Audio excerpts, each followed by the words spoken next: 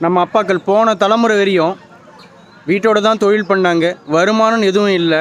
அவங்களால அவங்களே எதனா செய்யணுன்னா கூட செய்ய முடியல. ஆனால் ஆட்டோமேட்டிக்காக அவங்க கருமாவை கழிச்சாங்க. எப்படின்றீங்களா? ரொம்ப சிம்பிளுங்க. அதுக்கு காரணம் கூட்டு குடுத்தனம். சரிங்களா? ஒன்று, அவங்களுடைய அம்மா அப்பா, ஏன் அப்போல்லாம் தாத்தா பாட்டியே உயிரோடு இருந்தாங்க, அவங்களும் அவங்க பராமரித்தாங்க. இதில் கொஞ்சம் கர்மா கழிஞ்சுது.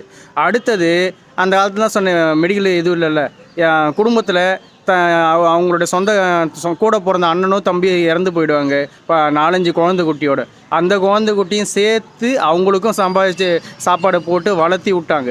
அவங்க கடமையை நிறைவேற்றினாங்க. எந்த வித கூச்சனை இதுவும் பார்க்கல அவங்க ஓகே, இப்படி தான் கர்மா கழிச்சாங்க. ஆனால் இப்போ லேட்டஸ்ட் ட்ரெண்ட் என்ன இருக்குது? எல்லாருமே தனித்தனி தீவாயிட்டோம். நீங்கள் வேணால் பாருங்கள், எத்தனை குடும்பத்தில் உங்களுக்கு கண்ணெதிர்க்கு பார்த்துருப்பீங்க, கூட பிறந்த அண்ணன் தம்பி குழந்தைங்களோ அக்கா தங்கச்சி குழந்தைங்களோ கண்ணுக்கு தெரியாமல் விட்டு எனக்கு என்னன்னு வேடிக்கை பார்த்துட்டு இருக்காங்க பாருங்கள்.